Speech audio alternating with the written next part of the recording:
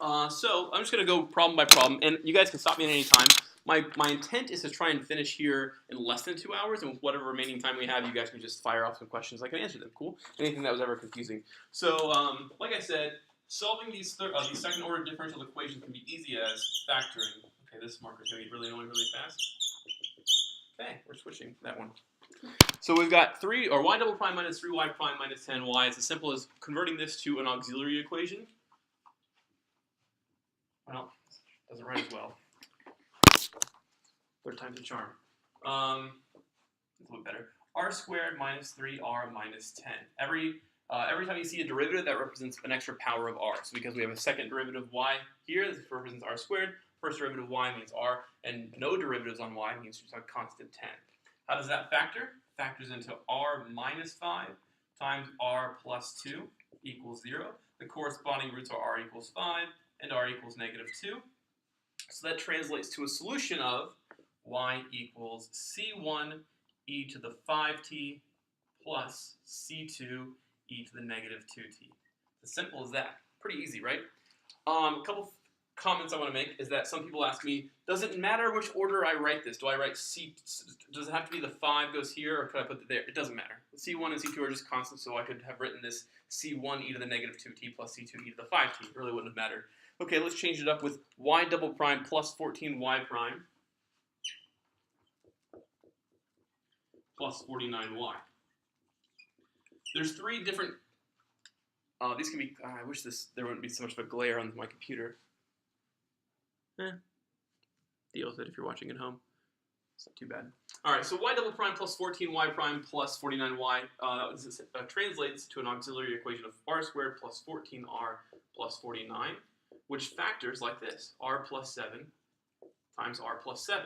So we have a repeated root, namely that r equals negative 7 and r equals negative 7. It almost seems silly to write twice, but I want to encourage you to write it twice, for reasons you'll see later. R equals negative 7, r equals negative 7. Y equals, this means our solution is c1 e to the negative 7t plus c2. It wouldn't make sense to write e to the negative 7t again, so what we do is we introduce an extra factor of t. c2t e to the negative 7t. And that's your solution there. So we've seen what happens when you have 2 distinct roots. These are called 2 distinct real roots, 5 and negative 2. We write c1 e to each root t and sum them together.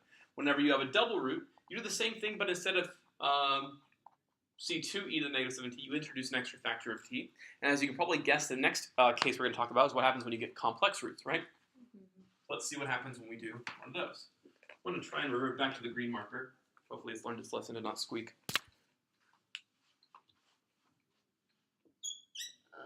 Is that painful for anyone? Not really? Okay, I'll try and... And then plus 29? Plus 29y? Yeah. Okay. Ooh, all right. Let's write the auxiliary equation. R squared minus 4r plus 29 equals 0. Sad to say, this thing does not factor. Try as you might, will not factor. So we're going to have to use a little bit of completing the square. You can use completing the square, or you can use quadratic formula. Who prefers the quadratic formula to completing the square?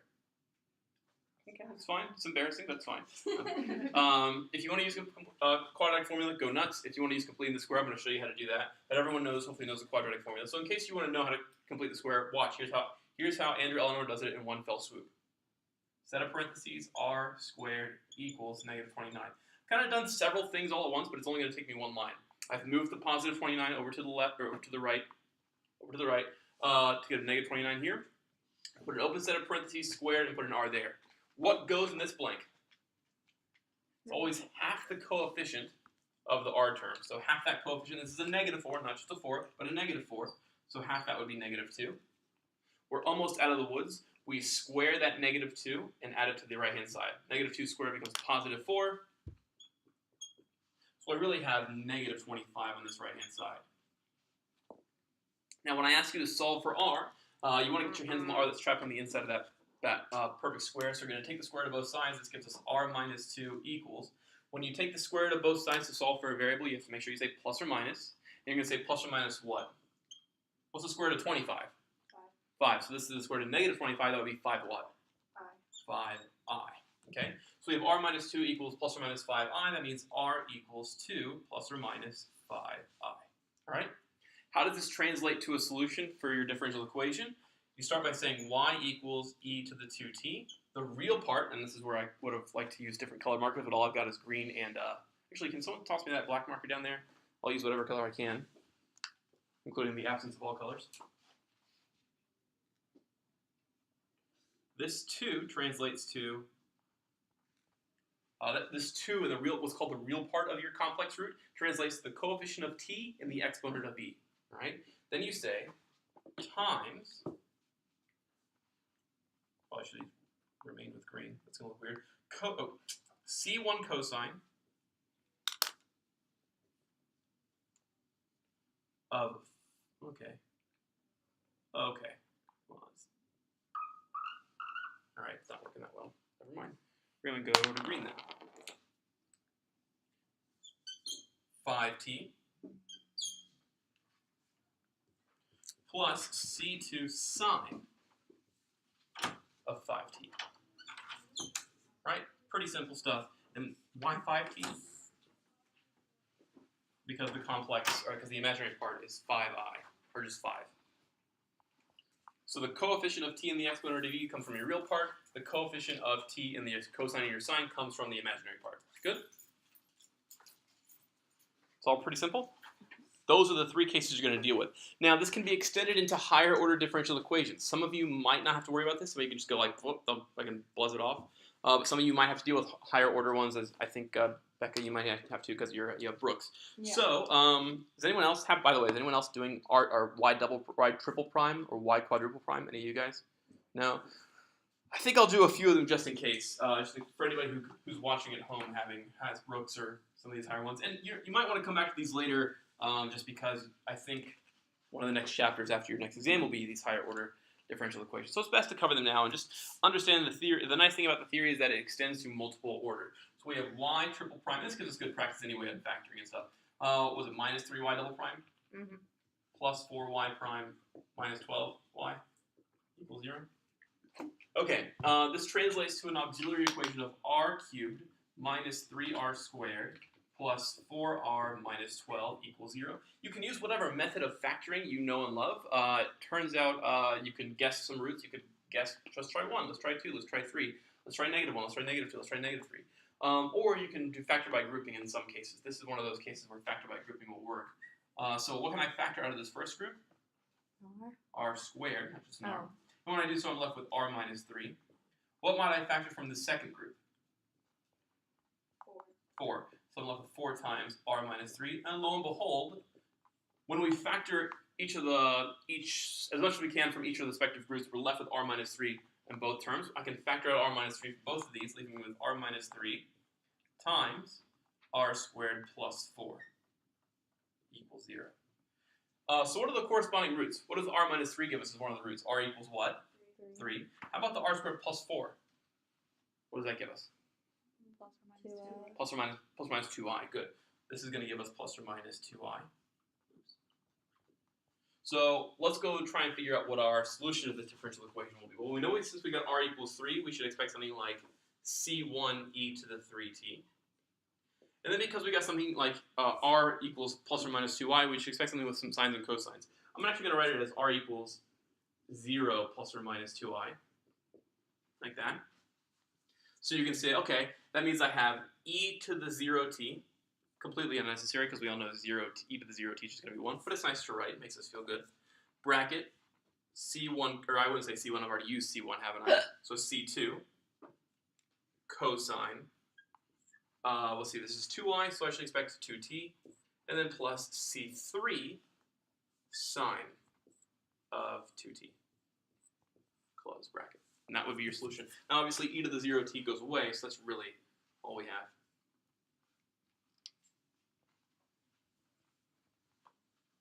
Okay? I'll do 5 and 6 really quick.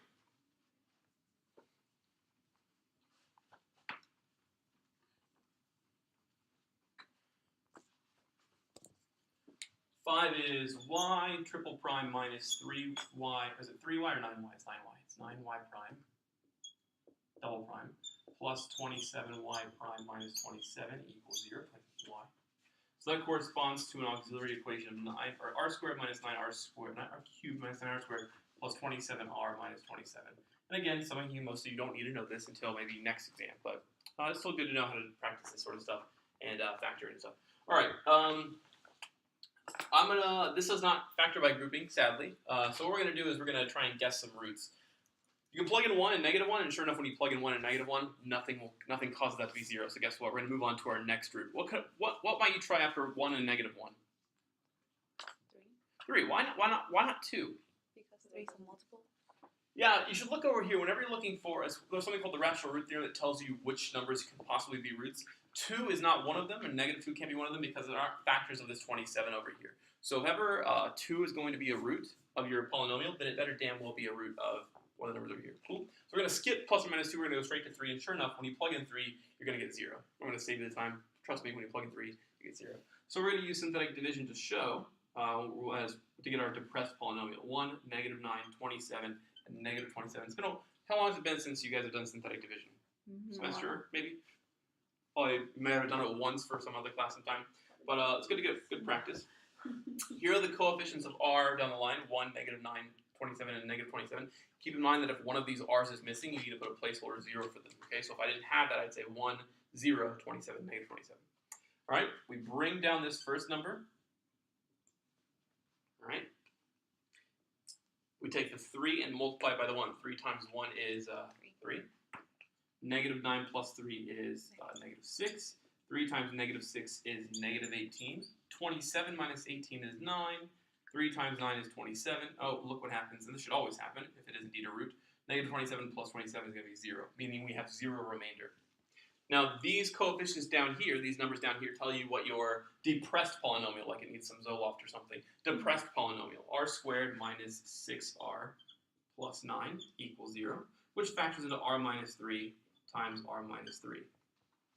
And because this guy was a root, let's draw this in blue, because this 3 was a root, it means we have an extra r minus 3 here. So we have r minus 3 times r minus 3 times r minus 3 as our factored auxiliary equation. What does this mean for our solution? So let's take a guess. We know that we'll have c1 e to the 3t plus c2t e to the 3t because we have that repeated root r equals 3. But we have 3 repeated 3 times. So we're going to need a plus c2 or c3 what? T squared. T squared e to the 3t. Cool? And that's how that's your solution to that one. How did you know when you brought down the r minus 3 was r minus 3, not plus? What value of this, when you take this out and you plug it in, you should get 0. So if it's a plus, when I plug a 3 in here, do I get 0? What's 3 plus 3? Oh, Not okay. 0, so it won't work. Okay. It's the value that when you plug it into your factored form gives you 0. Got you. Cool? And lastly, we've got what, looks like y to the 4th, but this just means the 4th derivative of y. Y,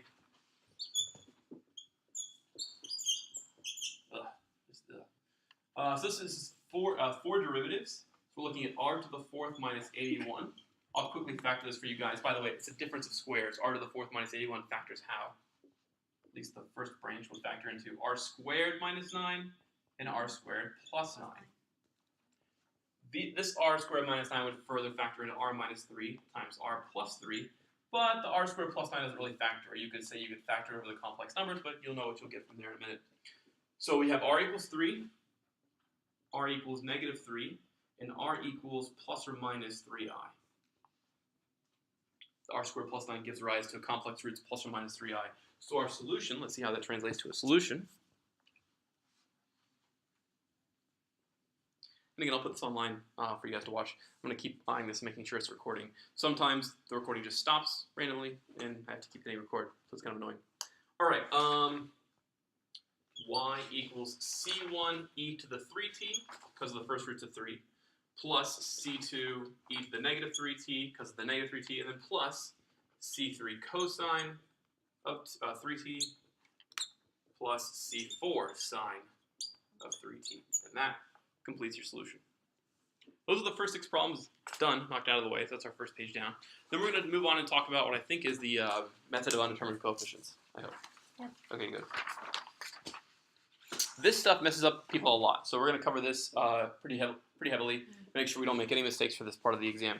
So it says solve. So let's start a little bit with some theory. A general. So this. The problems we just did were called homogeneous differential equations because the right-hand side in every single case was what? 0. And these problems, when you're using the method of undetermined coefficients, the right-hand side is going to be non-zero. So we see the right-hand side in this first problem is 3t squared, namely non-zero. This is a non-homogeneous differential equation. And with that, we expect our solution to be in the form y sub g, this g is for general, equals y sub h for homogeneous, and y sub p for particular. The homogeneous case, or the homogeneous solution, is what you've always been able to find every single time. In fact, for this one, it would be correspond to the auxiliary equation. Let's write this differential equation down. Y double prime minus 2y prime minus 3y equals 3t squared. We know this would correspond to an auxiliary of r squared minus 2r minus 3 equals 0, r minus 3, r plus 1 equals 0, r equals 3, r equals negative 1. It's almost just second nature. This part should be second nature to you probably by now. That is just that easy. So the YH we know is C1 e to the 3t plus C2 e to the negative t. That part's easy peasy lemon squeezy. But the particular solution is a little bit harder, and I'll kind of give you the recipe and the method for how to do that. Shouldn't that be a negative 3? I don't think so. R minus Oh, 1. it's equal 3. Sorry. Yes, yep. Okay, there you go. Thanks. Cool. All right, now the particular solution. Here's how we deal with the particular solution. Here's how we deal with the right hand side. First, you identify. Let's see if I can give you some instructions here.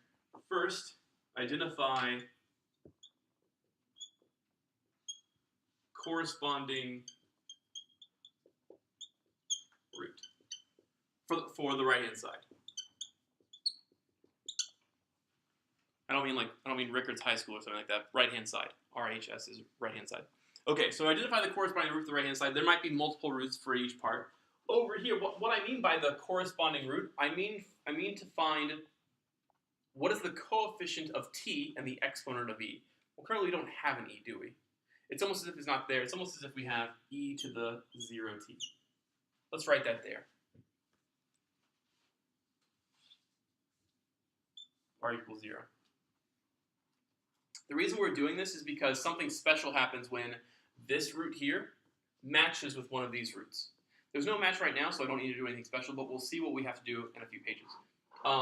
The next thing we want to do is identify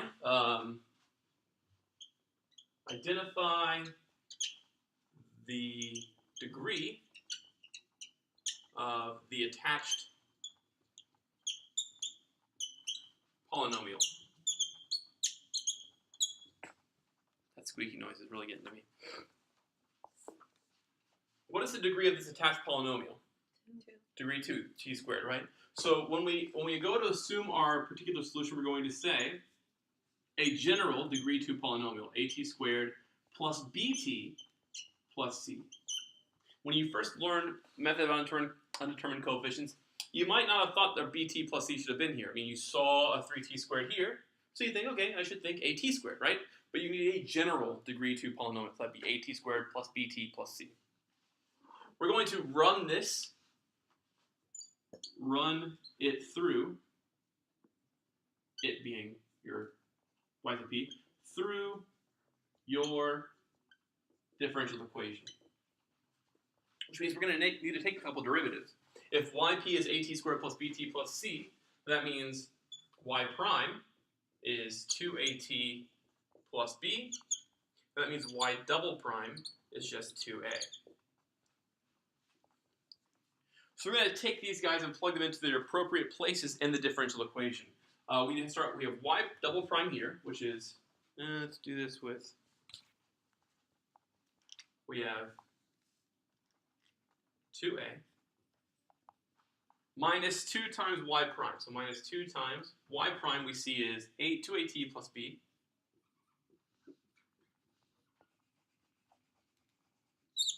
And then we have minus 3y. 3 times y we assumed was at squared plus bt plus c. So I've run I've run my particular solution through my differential equation. This is y double prime minus 2y prime minus 3y.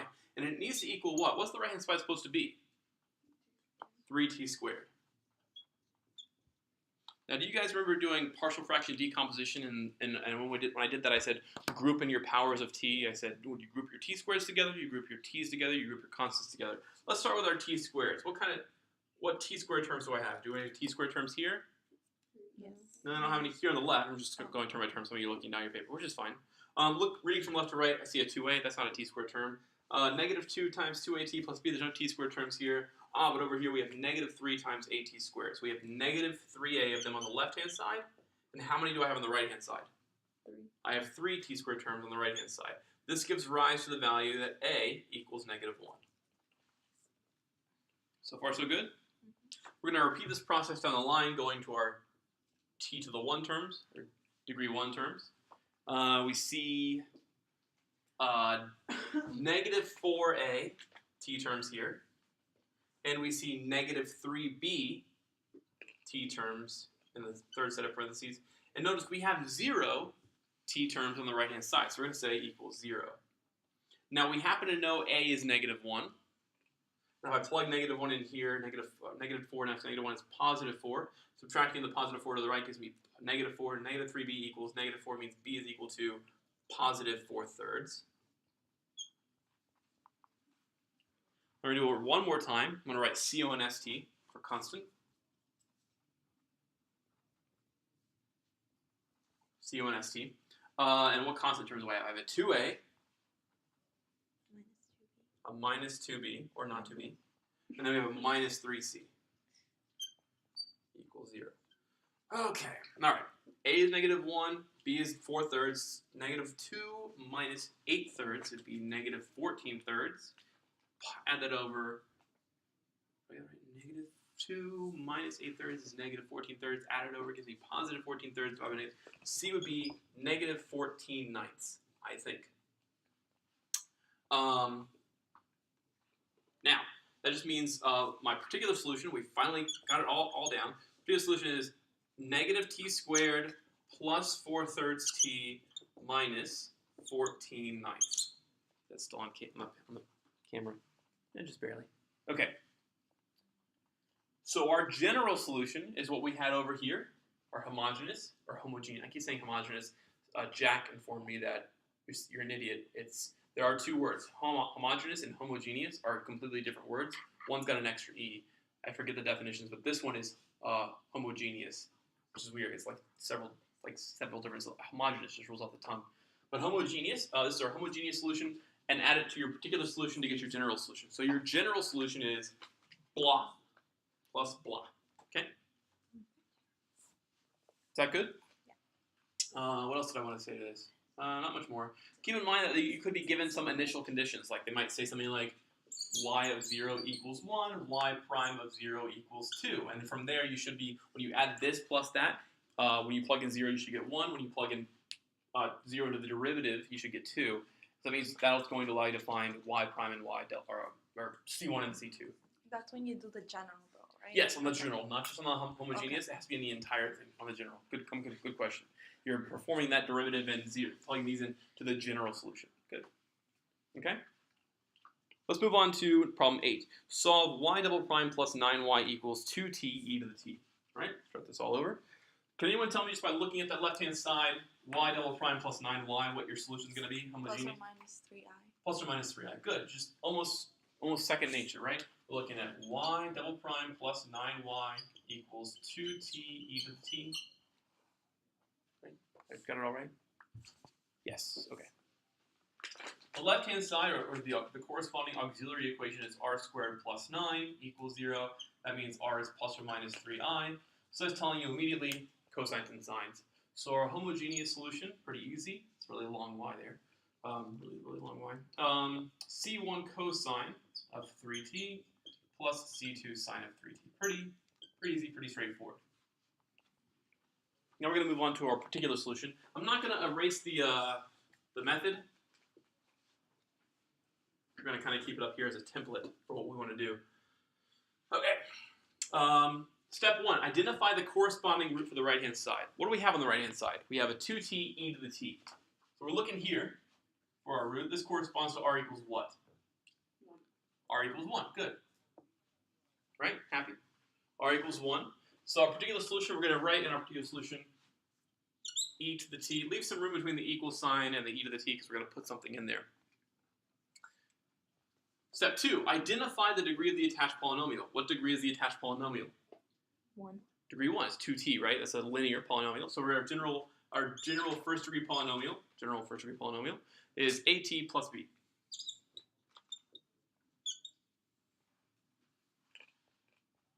Good? Run it through our differential equation. This is going to make you guys a little upset because I'm going to need to use the product rule to take some derivatives here. It might be in my best interest. No, we'll leave it. We'll leave it like that. Okay, so we're going to need some product rule. I know that this makes you guys sad. Y prime of p would be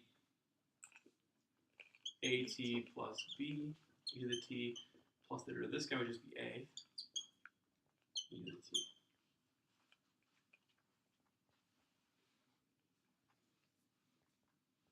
Good? That's product rule. The derivative of e to the t is just e to the t. That doesn't change. Plus, then I'll take the derivative of at plus b. That's just a, leaving the e to the t alone. We're going to do it one more time.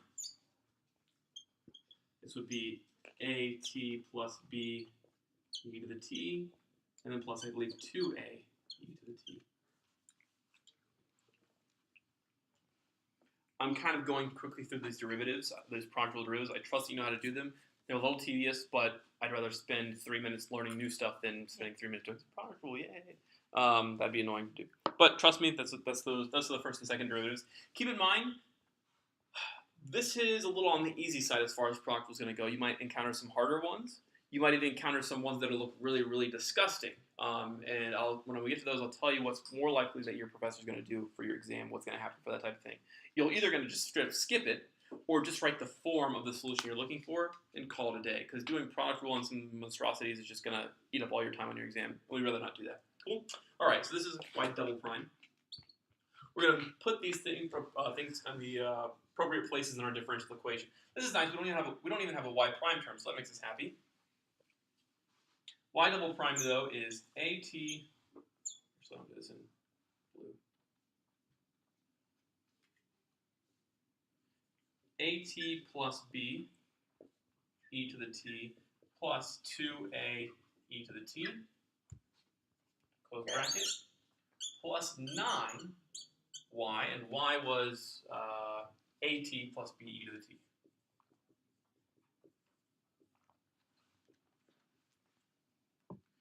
Close bracket. And the right-hand side is supposed to be 2t e to the t.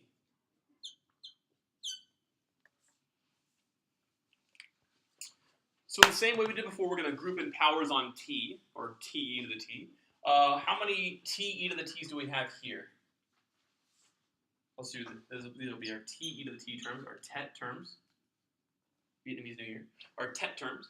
How many t e to the t terms do we have here? We have a here, and we have 9a here.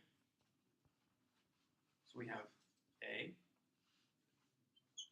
plus another 9a. Is everyone in agreement with that? Missing any?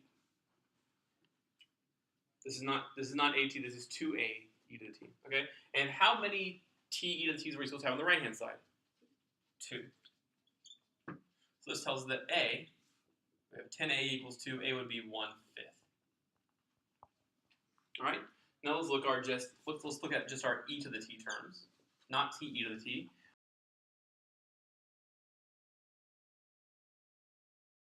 We're back, I guess. I hope I didn't lose the first half an hour because it just said import aborted to lost train. Whatever. Fuck it. Alright. Know where we were. You said, by the way. Yes, by the way. Oh.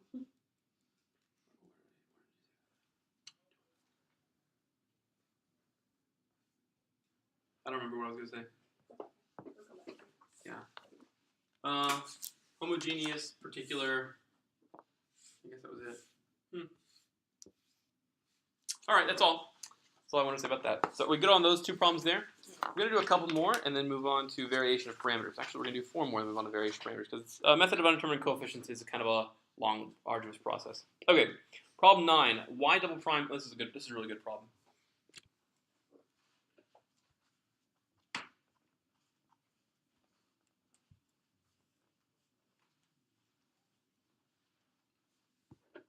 So y double prime plus 4y prime minus 12y equals, the right-hand side is 2e to the negative 3t plus 6e to the 2t.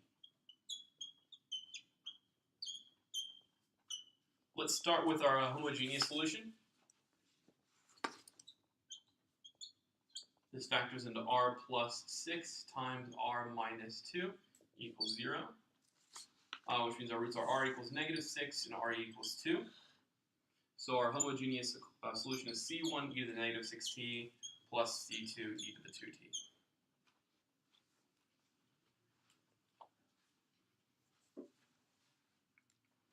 Is that good? Now, the right-hand side, we're going to find our particular solution and use the same process. Just going to erase our particular solution from the last problem.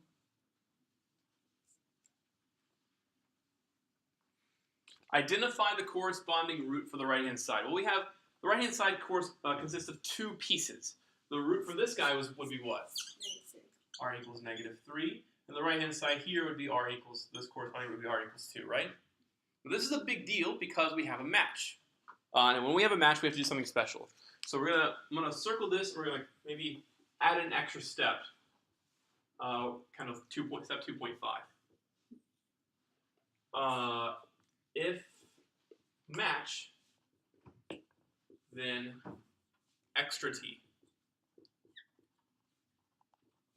It says if there's a match, then you put an extra factor of t. We're going to see that come into play when we start writing our particular solution for this guy. So y sub p equals, here we have r equals negative 3. This was not a match, so that's not important, but not going to bite us in the ass here. So we're going to have an e to the negative 3t here. What's the attached polynomial here? What degree? 0. Degree 0, so it's a constant. So we're going to say, what's your general degree 0 polynomial? Okay. So that takes care of this guy. We're going to say plus what degree or what corresponding root? It's e to the 2t. So we're going to put e to the 2t here. Leave some room for a polynomial. What degree polynomial is attached to this guy? 0. Degree 0. So we're going to say some constant. This time we'll say b, since we've already used up the first letter of the alphabet. And then we come to step 2.5. If there's a match, which there is, r equals 2 matches this guy.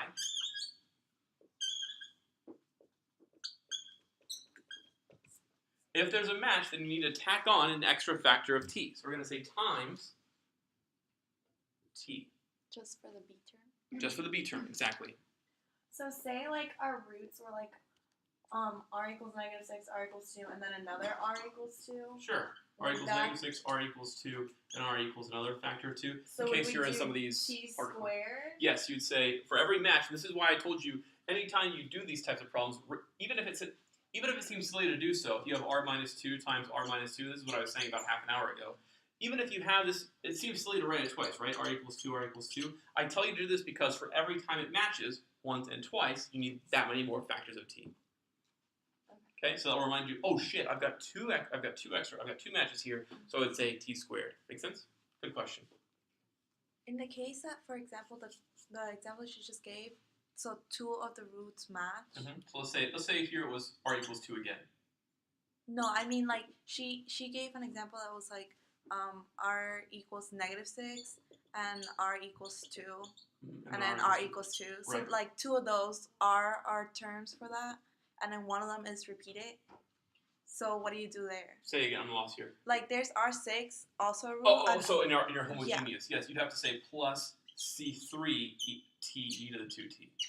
Right. So does that make sense? I have to not only add two extra t's here, but I need to make sure there's a c3 t e to the 2t here. Okay. Because remember, what happens when you get a double root no matter what you do and you're homogeneous? You have to do constant Right, but t. for the t's that you're multiplying here, what do you do if you have 2 of the roots that are the same? T squared. Like, right, but for the other term. You're saying if this was a -6, Yeah. if this, Do you just multiply 1t? this would also get a t. Okay. Yeah. Just This one. would get 1t, and this would Okay. get 2t's. Gotcha. Make sense? Okay. Okay, so back to where we were. We had a 1 match here, r equals 2, so we need an extra factor of t there. At this point, is it safe to say you guys can do step 3, run it through your differential equation, find the constants a and b? Or should I do the product rule and stuff, all that? I'll do it, sure. We'll do it one more time.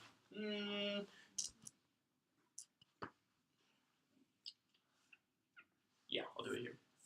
No, actually I won't. Okay, I'm going to make up my mind someday. I'll let you guys do this one on your own and figure out what a and b are. It's going to require a little bit of product rule with this guy here, and remember that whenever you take the derivative of e to the -3t, an extra factor of -3 pops out, stuff like that, chain rule at play. Cool?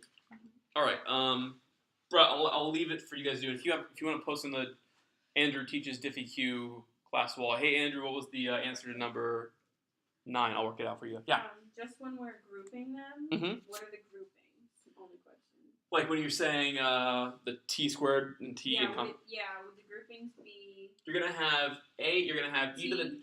you're gonna have an e to the -3t term. You're probably gonna have a t e to the 2t term, and you're also gonna have just a plain e to the 2t term.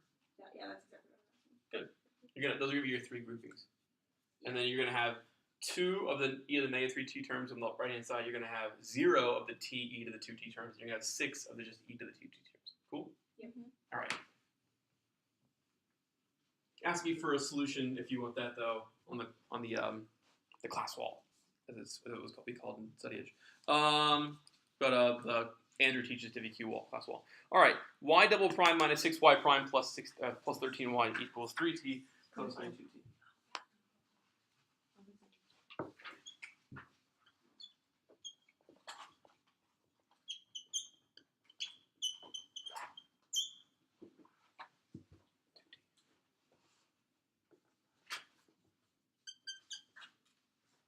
Gotta go, Mary? Yeah. Okay, sounds good. I'll make sure this is all uploaded and hopefully it doesn't break again. Awesome, thanks. Yeah. All right, so we're going to start with our homogeneous as usual. Y sub h equals, probably should put this right there. This is going to be r squared minus 6r plus 13 equals 0. How does that factor? It doesn't, sadly, so we're going to complete the square.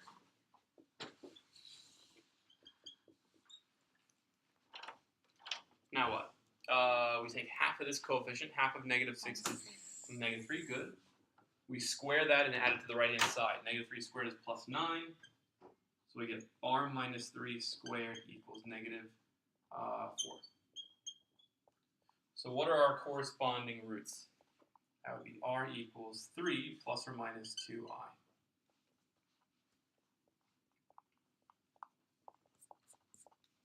Good? All right. That means our homogeneous solution is e to the 3t c1 cosine 2t plus c2 sine 2t.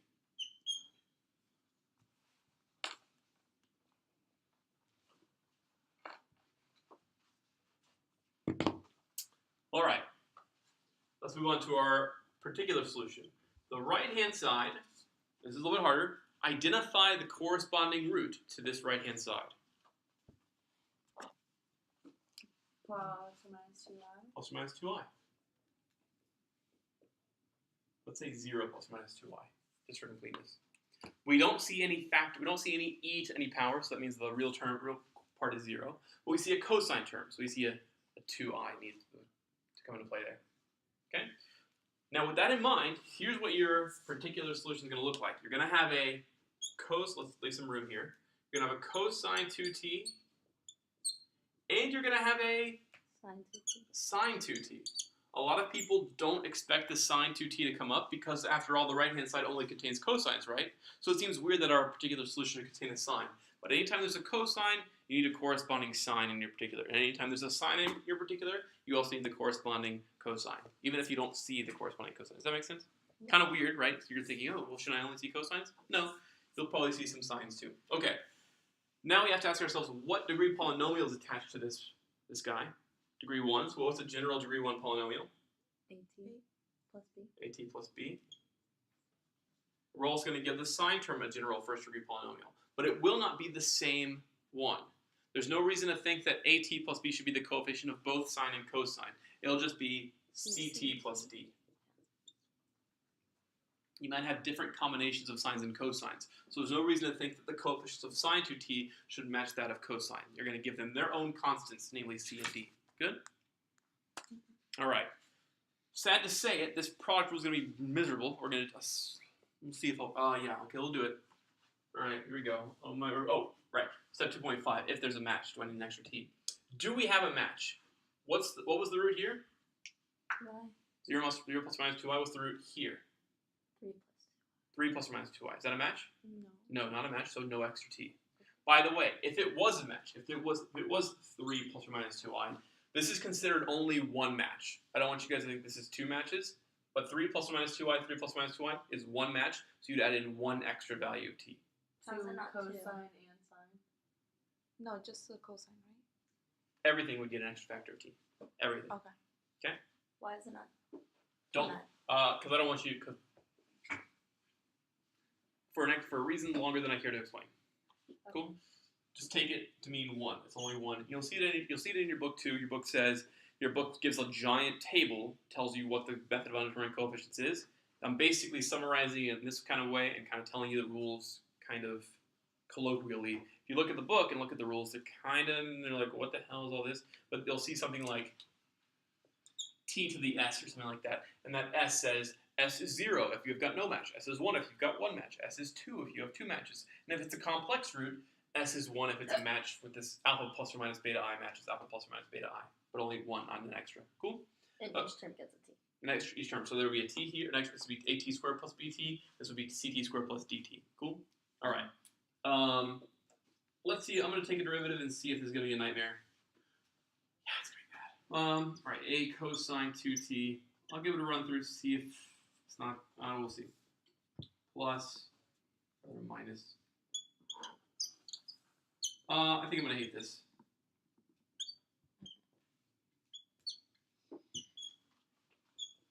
But I'll kind of, it's best if we just do one. I'm going to keep saying that to get myself to this problem. You still have to do the second derivative. Yeah, right, I know. Don't remind me. But there's a reason I want to point that out, or point out this trick here. Okay. So it looks like your second derivative is going to be hell. What we're going to want to do, though, is there are some terms that can be combined, namely this sine of 2t and this cos. Oh, shit. Yeah, we can work with that. Let's clean this up just a little bit. The cosines can be combined to become, we've got a cosine 2t and a 2ct plus d cosine 2t. So we've got really a plus 2ct plus d cosine 2t. Right? And we have a plus c minus 2at minus 2b. You know what? This should be a 2d, shouldn't it? Plus 2d. All this bookkeeping can really just throw you off.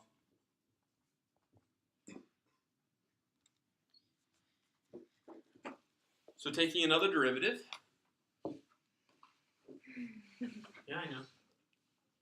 This in green.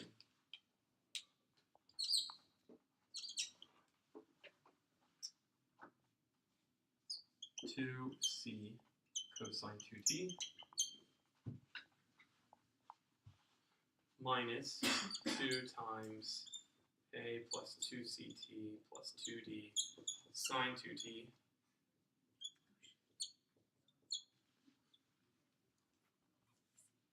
plus negative 2a sine 2t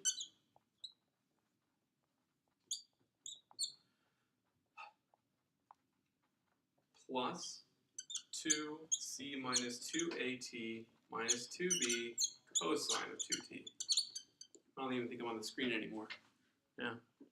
But I don't even want to combine this. You might see why in a second. This is pretty bad. This is probably be as bad as it ever gets. It won't get any worse than this. And if you saw this, you might even say, I'm going to save this for last. Your best bet for this type of problem would be to write this and then skip doing the rest, finding A, B, C, and D, because you're like, I'd much rather use those 15 minutes that would take all this work to get other parts of my test right and to make sure I get those things right.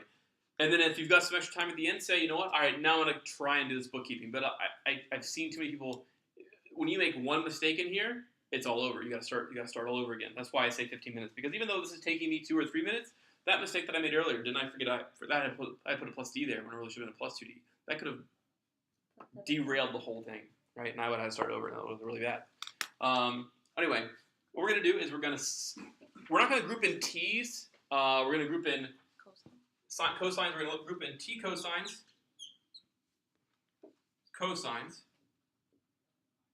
T sines, and sines. Okay? So let's look over here. Notice my differential equation is, and I could take this, put it in for y double prime, take this and put it in for y prime, take this and put it in for y, which might be something you want to do on the test just to make sure you're getting everything lined up. I mean, it's kind of a lot of writing to do, but I'm going to try and do it without doing so. All right, so on our y double prime term, how many t cosines do I have? T cosines are way over here. I have how many t cosines? Be careful. I have negative 4a t cosines.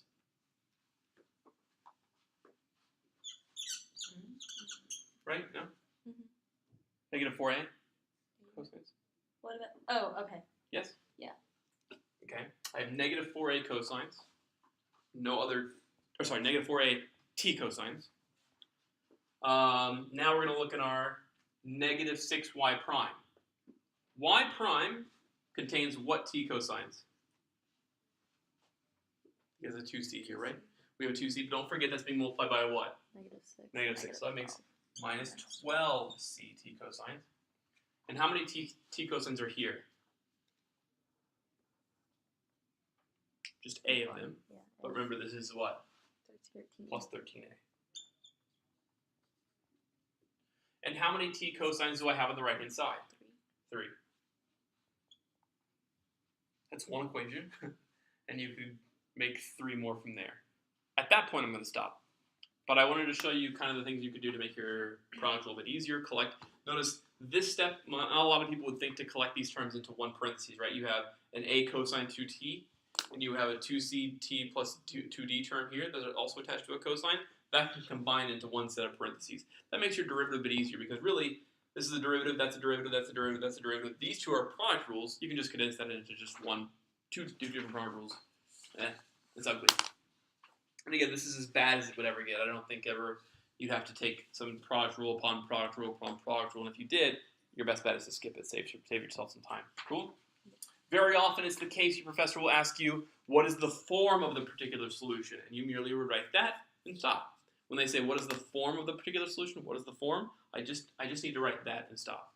Don't start finding the particular solution. Just write the AT plus B cosine 2t and so on. Good? Is it more frequent that they ask what is the form of the particular versus the general? Or 50-50. Okay.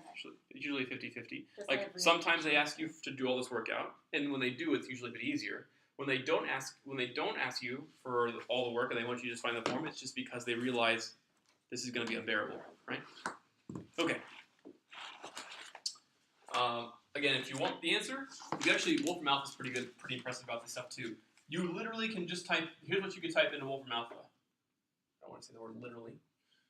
People are using that too much these days. You can go into Wolfram Alpha and do y apostrophe minus 6y apostrophe plus 13y equals 3t cos open parentheses 2t close parentheses, punch in enter. It will solve it for you. It will do all the method of undetermined coefficients for you, and you don't have to do a damn thing.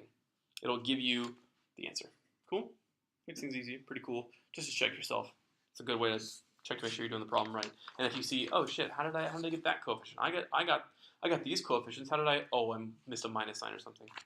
Something like that. All right. Problem 11. Solve y double prime plus 2y prime plus y equals 4 cosine t plus 2e to the negative t. I think we're going to do this to completion. Hopefully it won't take too long. I'm going to save you some time with the homogeneous really quickly. What is that? 4 cosine t plus 2e to the negative t. When you find the homogeneous, here are your roots. R equals -1, R equals -1. I'm saving you the time. So my homogeneous equation is C1 e to the negative t plus C2 e to the negative, or C2t e to the negative t. Okay. Moving over to our particular.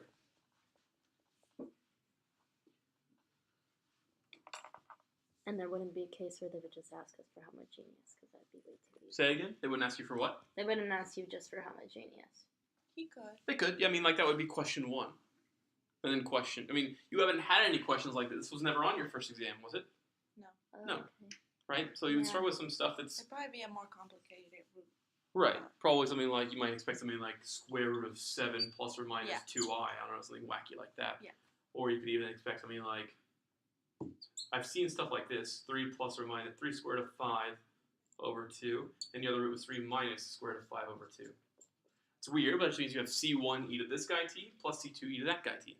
It's weird, but anyway. All right, our particular solution.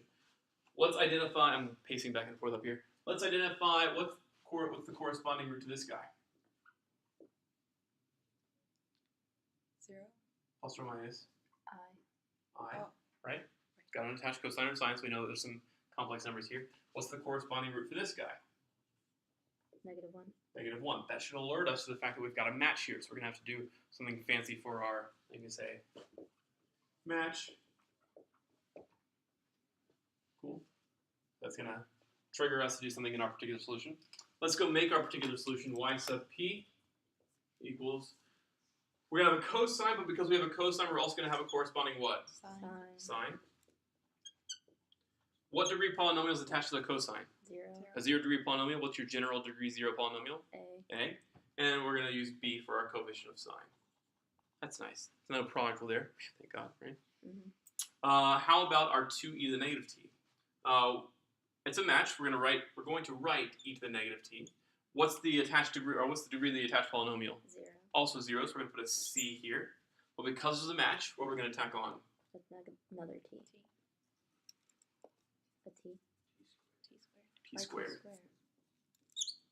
Uh, It matched twice. There's r equals -1 and r equals -1. So because it matches twice, we're going to need to kind of twice. I'm going to stop the recording so I don't lose anything. Hopefully the first half an hour went missing. That'd be bad. All right, so we need 2 extra factors of t here because it matches twice. Let's take some derivatives here. Let's go find y prime. This one actually is a pretty fair game. The product rule here isn't so bad that you want to claw your eyes out. This one's not too bad. So we have -a sine t plus b cosine t plus, when we do the product rule here, we're going to get 2tc e to the negative t minus t squared c e to the negative t.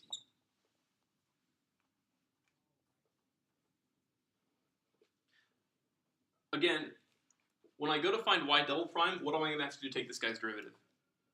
Product rule. How about this guy? Copy and paste. Also a product rule. Oh, you mean copy and paste this guy again? It's kind of smart to do. Rather than do that, while clever, I'm going to just do this. I'm going to combine this into 2t minus t squared times c e to the negative t. That way, what would have otherwise been 2 different product rules, I can condense into simply doing 1 product rule. So collect these terms together so you end up doing only 1 product rule rather than 2. So going down to our second derivative, y double prime, when I take the derivative of this, I get -a cosine t minus b sine t plus, product rule on this guy is going to give me 2 minus 2t c e to the negative t plus, rather minus 2t minus t squared c e to the negative t. Trust me on the product rule there. And again, this product rule isn't that bad compared to the last problem we did, so I think this is a good fair game question. All right, we're going to take, once again, you can combine these to make your, well, I'll do that over here. So y double prime, Ooh. y double prime is going to be -a cosine t minus b sine t plus t squared A minus 2t makes it a minus 4t and a plus 2. C e to the negative t.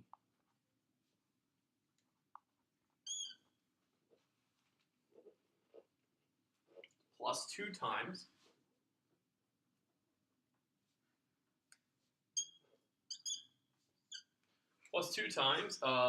negative a sine t plus b cosine t plus 2t minus t squared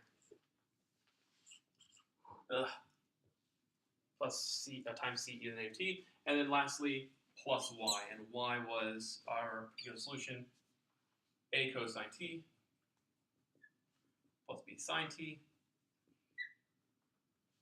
plus t squared c e to the negative t. And the right-hand side, remember that when this all gets said and done, the right-hand side is supposed to collapse down into 4 cosine t plus 2 e to the negative t.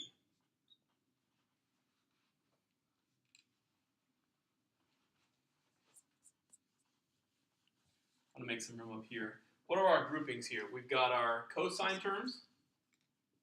We've got our sine terms. What else do we have? We have our t squared e to the negative t terms. We have our t e to the negative t terms. And we have our just e to the negative t terms. I'm going to make sure I stop there, make sure everyone's got that. Cosine terms, sine terms are t squared e to the negative t, are t e to the negative t, and are just e to the negative t. All right, looking at this giant monstrosity, how many cosine terms do I have? I have what here? Negative A negative a. Where else do I have a cosine term? 2b. I have a 2b, good. And where else do I have a cosine term? An a. Another A plus a. So I have an a, negative a, plus a 2b, and a minus a, or a plus a, I should say. And it's supposed to give me what? 4. How many cosine terms do I have on the right? 4. 4. This is nice because I immediately get that b is 2. Cute. Came out really nice. All right, how about our sine terms? How many sine terms do I have here? Negative b. I have negative b. I have, where else? Negative 2a. I have a minus 2a here. And I have a B. plus b here. Negative b plus b gives me 0. How many sine terms do I have on the right-hand side? No, I have none. So what does it tell me about a? it's 0. It's 0. I want to point out a brief aside here. Now that I've found a and b, I can actually go and run them through here. I can put these here. I found that a is 0 and b is 2. Isn't it kind of interesting that the right-hand side is supposed to produce a what? A cosine, right? And yet the coefficient for cosine in our particular solution is what? 0. This will go away. Does that seem a little weird to you guys? Maybe you guys just don't know what to expect. I remember that when I was taking this class, I thought, okay, my right hand side, I got a 4 cosine, I find these coefficients, blah, blah, blah. Fuck, my cosine disappeared. Did I do something wrong? No, you didn't do anything wrong. That's just how this happens sometimes. You don't need any cosines because they all drop out anyway, and your sines are the what produce the cosine on the right hand side. Kind of interesting. Okay, now let's see if we can find C. our C term. Here's what's going to happen. I believe it's the case that these two terms go away. These terms will vanish. Well, let's see that happen. How many t squared e to the negative t terms do we have here? How many do we have here? One. One c. We have a c term. How about, this is tricky. How many t Minus squared? c. We have a minus 2c. minus 2c. There's a negative t squared here, times a c times a 2. So we have minus 2c here. And how about down here? Just 1. Plus 1c. But hey, look what happens to that. Don't need to do any work there. And in fact, this is going to happen for, we know the right-hand side was e to the negative t, right? We're gonna look for something here. It's gonna happen for these two extra terms here. These should always go away. They should tend, I don't want to say always, but they should tend to go away whenever there's a match. Whenever there's a match, something should vanish. And sure enough, this vanished. T e to the negative t, how about this one? We have a negative 4c here. We have a plus 4c here. And how many t e to the negative t terms do we have in the last term? We don't have any t e to the negative t terms here. So those go away, and they give me 0, like I said. And lastly, let's look at our constant times e to the negative t. We got a 2c. Got no constants there, no constants there. So we have 2c equals 2, means c equals 1. So this is your particular solution.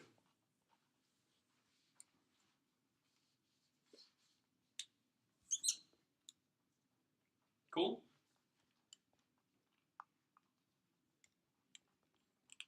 2 sine t plus t squared e to the negative t. That's your particular. And then don't forget you add it to your homogeneous to get your full-on general solution. Good? All right. This is great. Number 12. This is what I said before. Find the form of the particular solution rather than finding what the values are. So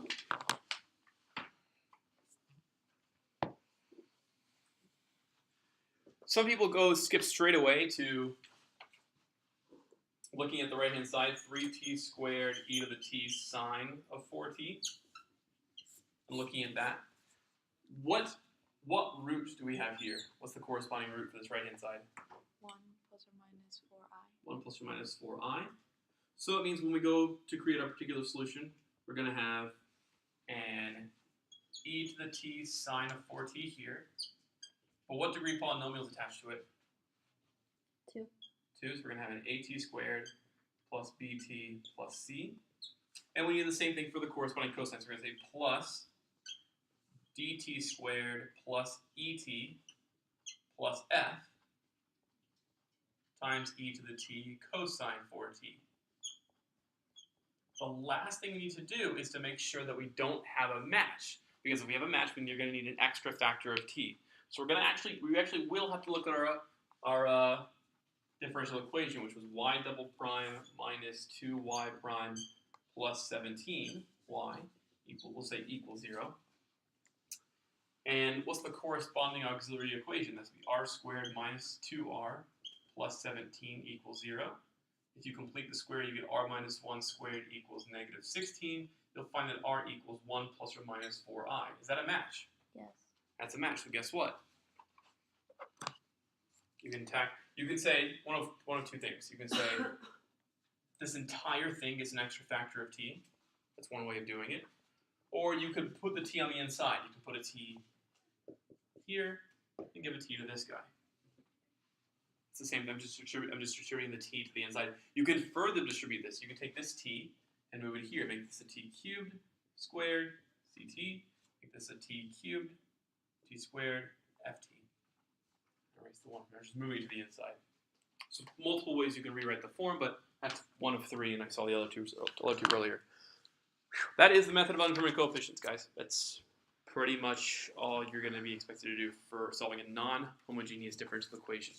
Now, when you do this, it means the right-hand side always has to be a product of polynomials, exponentials, or sines and cosines. If the right-hand side is something, say, like a tangent, as in the case of problem 13, you're going to do something else called variation of parameters. How many of you guys are doing variation of parameters in your class? Yes? Yes? No? Variation of parameters? I mean, he's starting it tomorrow. Okay. Yeah. So here are the formulas you want to memorize at the top. Oh yeah, we went over that yesterday. I was like, yeah. Yeah.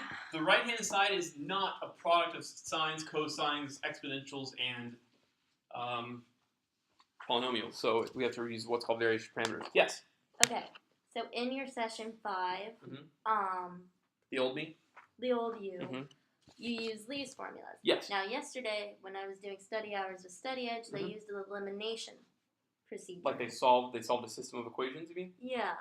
You can- Which, so either way, which one did you like? this one. Okay, then do. No, I know, but is there one that's like typically more general or No, either way? I just felt like the elimination, like you could get easily confused. yeah, the elimination one is confusing. I mean, here's what drops out of those elimination formulas. Those drop out of the elimination formulas. What ends up happening? I think he did both in class. Yeah, it's just that he's not gonna put these formulas on the board, so meaning I have to memorize them. Yeah, Yeah. they're not too bad. No, I know. So, presented with a general non-homogeneous equation, you start by asking yourself, can I tackle this using the method of undetermined coefficients? And if you can, you just do what we've been doing for the past hour.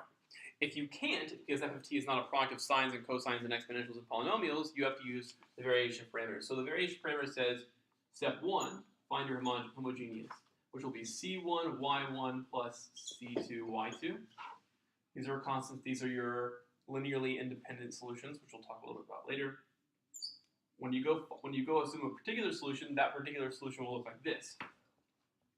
v1 y1 plus v2 y2, where the formulas for v1 and shit. No, I did. Okay, good. I thought I wrote y1 and y2. v1 and v2 are given their formulas at the top of your page. So let's tackle the first problem. Y double prime plus 16y equals tangent of 4t. First of all, just looking at y double prime plus 16y, what's your auxiliary equation? R squared plus, yeah. Quick question. Sure. F of t has to be some form of what?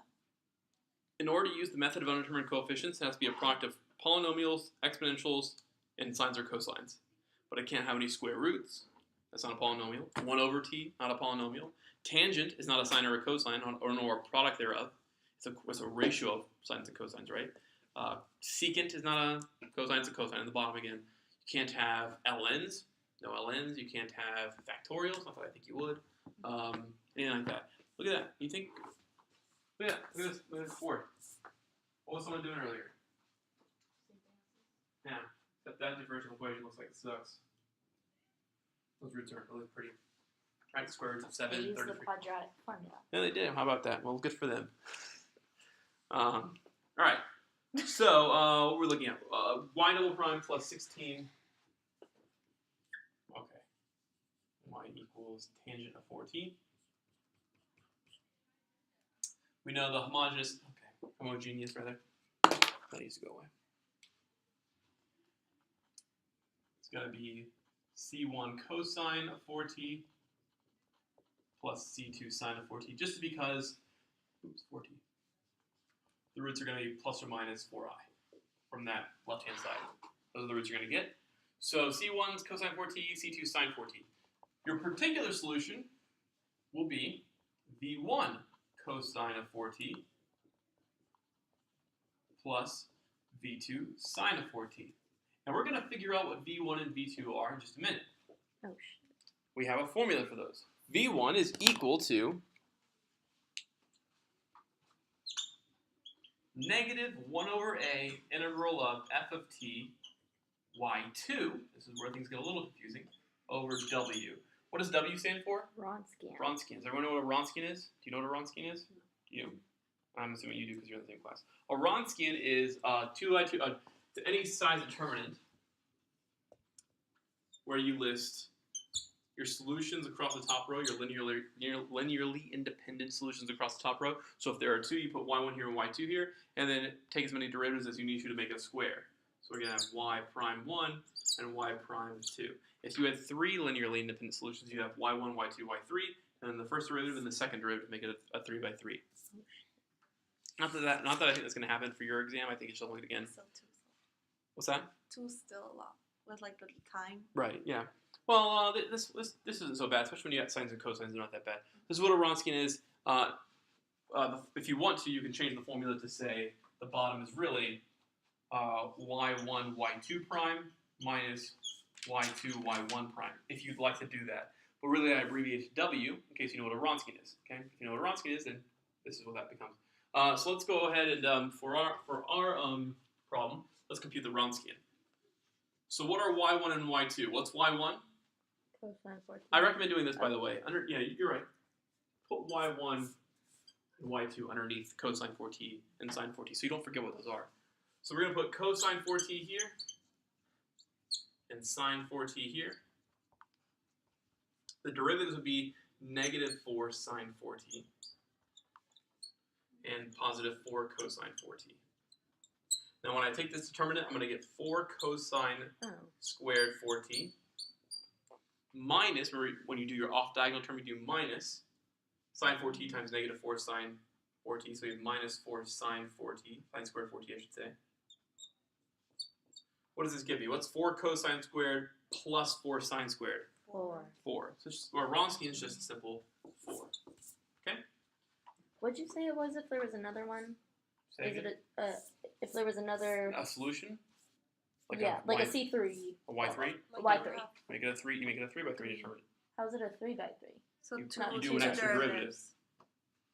If you do an extra derivative, you get an extra row, right? You get y prime here and then y double prime for the next Oh, row. you need a double prime. Right, because otherwise, how would it wouldn't give you a square, would it? So you need it to be a square. Right, because if so- you just okay. did one derivative, you'd have blah blah blah blah blah It's blah a rectangle. determinant. How do you do Okay. that? You can't. You need a 3. You need a third row. How do you get a third row? An extra derivative. Okay, that's a 3 by 3. Okay, our Wronskian was 4. All right, let's just take W here. So in our case, we have negative 1 over A. A, don't forget, my formula seems a little weird. What the hell is A? It seems like the A is just floating around there. A is just your coefficient of y double prime. So in our case, y double prime coefficient was 1. So you have negative 1 over 1 integral of f of t. F of t was tangent. By the way, you can put f of t underneath the tangent 4t if you'd like to remind yourself what that is. Tangent 4t. And then because it's the v1 solution, you grab y2. y2 is sine 4t.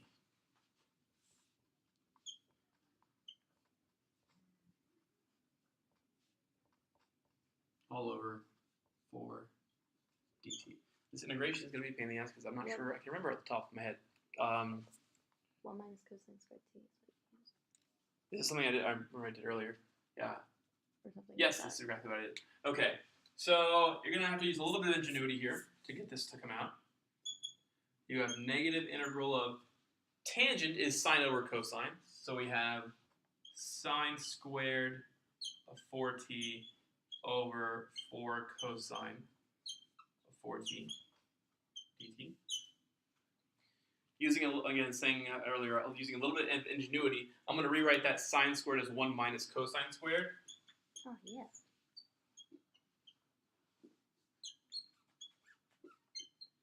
Oops, a 4t.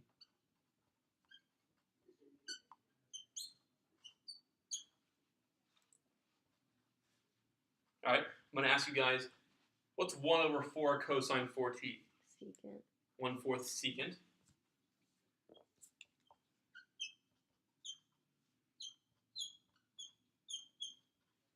And then minus cosine squared of 4t over 4 cosine 4t is going to be minus 1/4 cosine of 4t.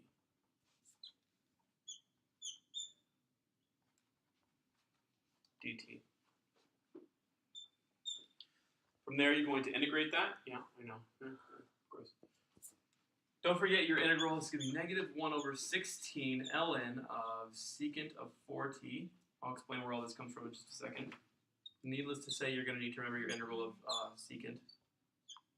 That's so mean. Mm-hmm.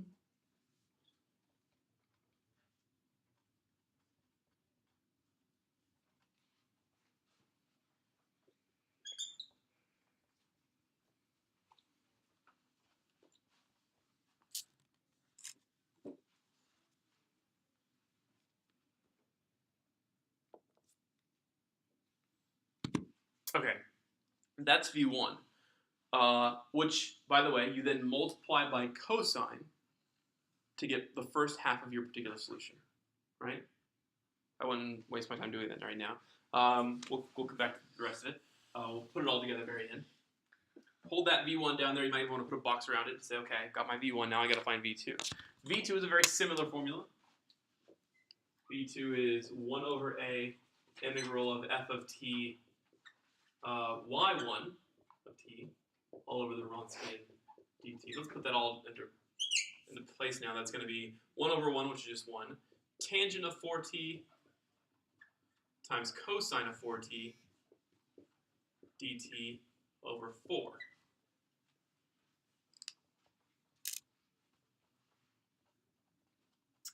What is cosine of 4t times tangent of 4t? Don't be shy. Sine. It's sine of 4t, right? So we have the 1/4 integral of sine of 4t, which is just negative 1 over 16 cosine of 4t. Thank God that was a lot easier than the last one we did, than V1 was. Okay, so now let's find our general solution. Ready? Your general solution is always, as usual, your homogeneous plus your particular. We know our homogeneous from the very beginning of the problem was C1 cosine of 4t plus C2 sine of 4t. But then we add our particular solution. Our particular solution is v1y1 plus v2y2. We found v1 to be this guy. Okay.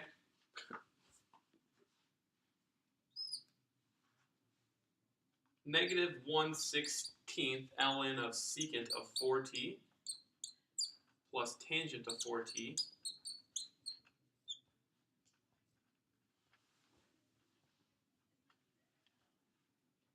minus 1/16 sine of 4t. That was v1, and all of that's being, I'm just get this over. Hi, everyone. All of this times what? And this is v1, y1. Our y1 was cosine 4t. So this is, if you want to write v1, y1. This is your c1, y1. This is c2, y2. And then lastly, plus v2, y2. v2 is, as we found, negative 1/16 cosine of 4t times sine of 4t. I want to point something out here. Everyone see there's a negative 1/16 cosine 4t sine 4t. There's also a negative 1/16 sine 4t cosine 4t. So these can be combined. Sometimes that will happen. So 2 1/16 makes 1/8. So you can Negative call 1. negative 1/8, right? So you can say take this guy out of here and make this 1/8. Something like that. You don't have to. You can leave it as you can do one more variation of parameters. Let's see what time it is now. It's 3:24. I'm going to skip the last variation of parameters. We can come back to it if we want to, if we need to. But I'm going to move on to Cauchy-Euler, and then with the back page is blank for us to do any extra stuff you guys want to. So Cauchy-Euler equations, I actually should have put the formula across the top. Here's the formula you're going to need to know. It's a really nice formula. We could do reduction of order if you want, though I can't come up with any problems off the top of my head. Although I can look. First book problem. Okay, great. Oh, sarcastic.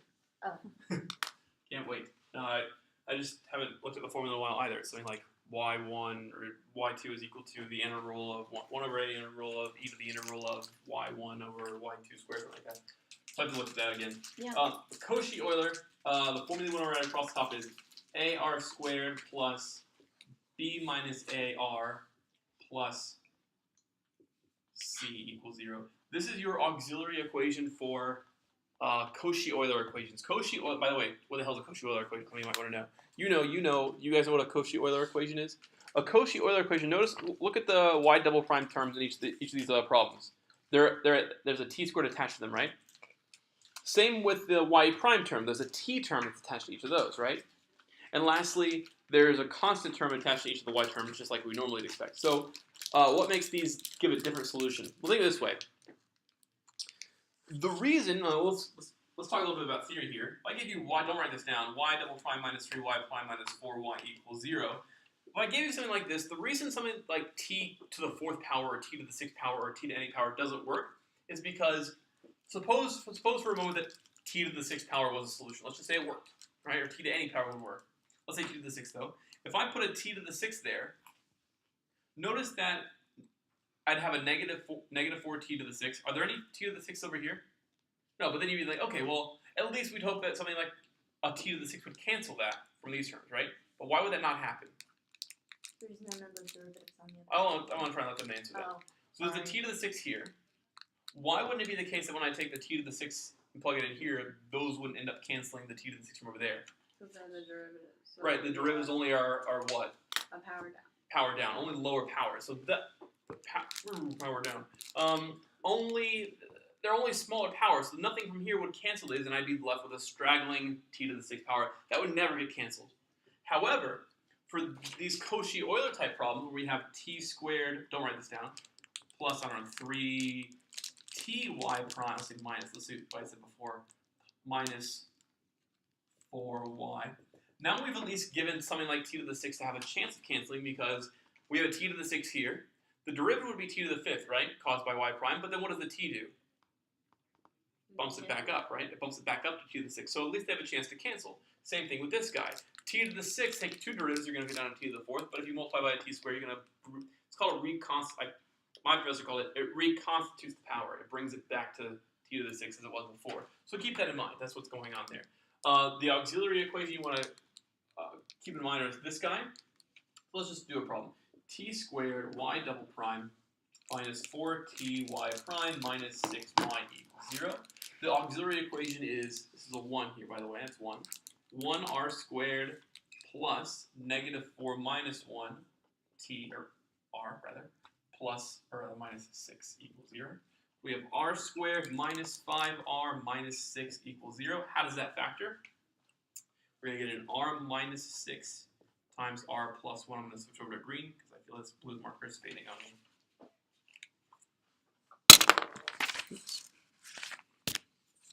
Okay, so we get r minus 6 times r plus 1. Means our solutions are r equals 6 and r equals negative 1. What does that mean our solution to this differential equation is? Here's what you're going to say. Rather than say c1e to the 1 root t plus c2e to the other root t, you're going to say c1t to that power plus c2t to this power. That's your solution.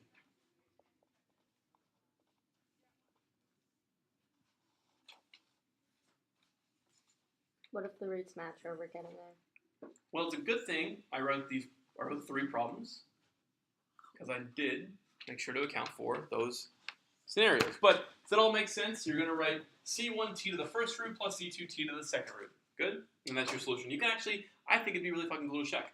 When we take one derivative of this guy, what are we going to get? Actually, let's plug this here. We get negative 6c1t to the 6th. What's the derivative of this?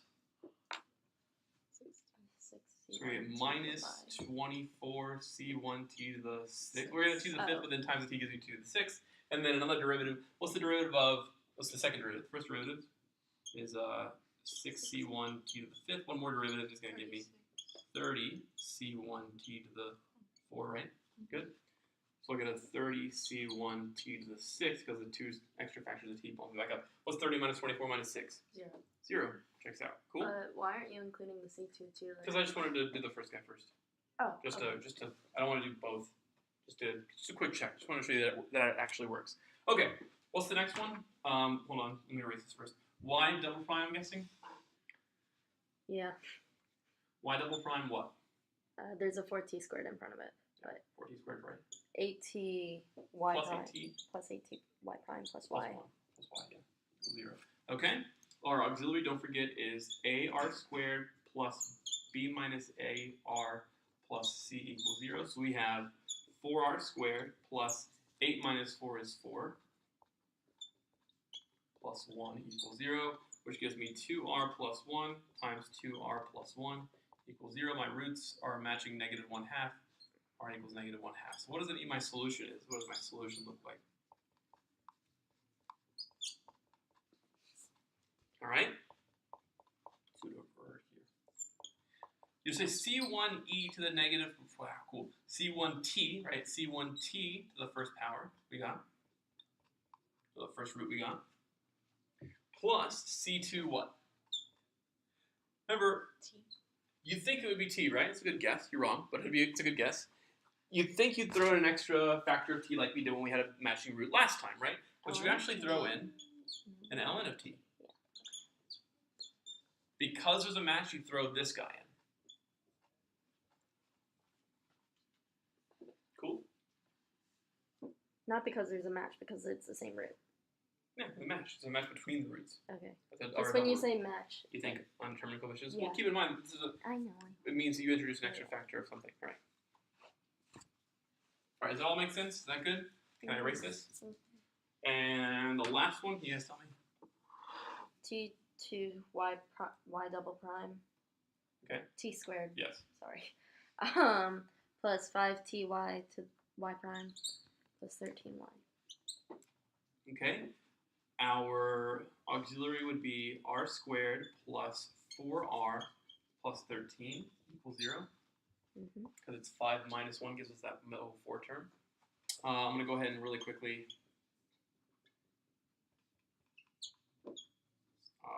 find the roots.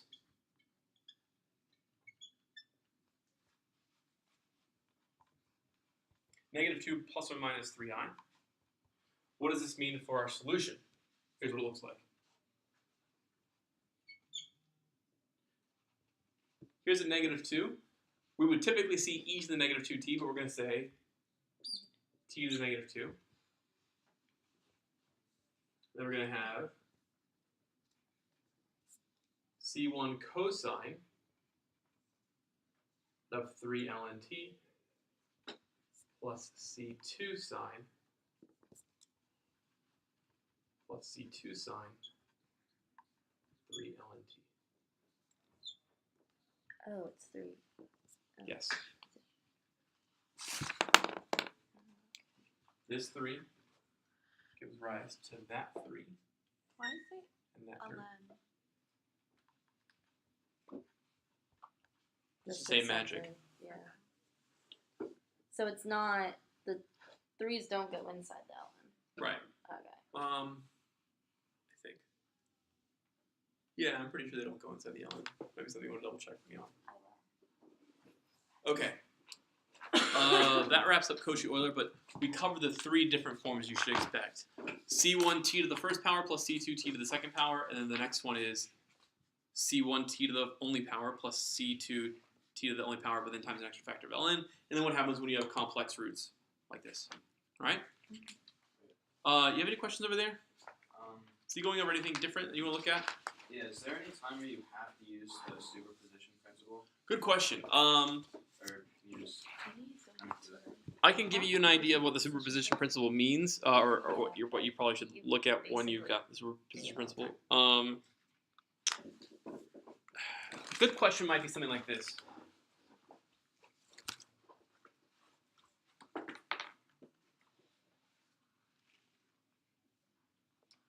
If I told you ay double prime plus by prime plus cy equals f of t, I'll say 3 sine 2t is a solution. I'll say is a particular solution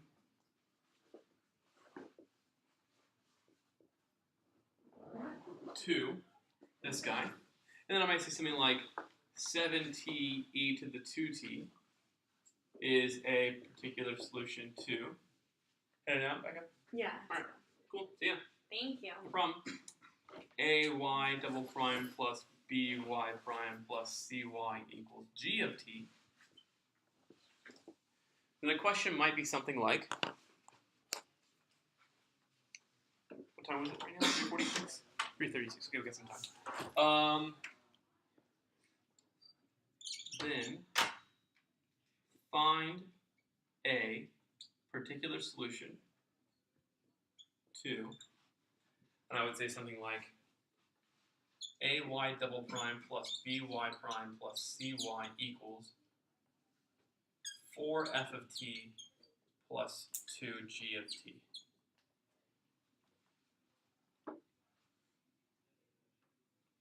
Well, my particular solution would be, this is where the superposition principle comes in and says, you're going to take the particular solution that came from this guy, which was 3 sine of 2t, and multiply by 4.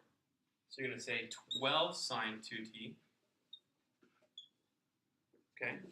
This is 2g of t. What was the particular solution of this guy? 7t e to the 2t. So you're going to say plus 14t e to the 2t. Does that make sense? Good? How else might you see the superposition principle? You might see this. Let's say it was cosine of 2t. And let's say this right-hand side was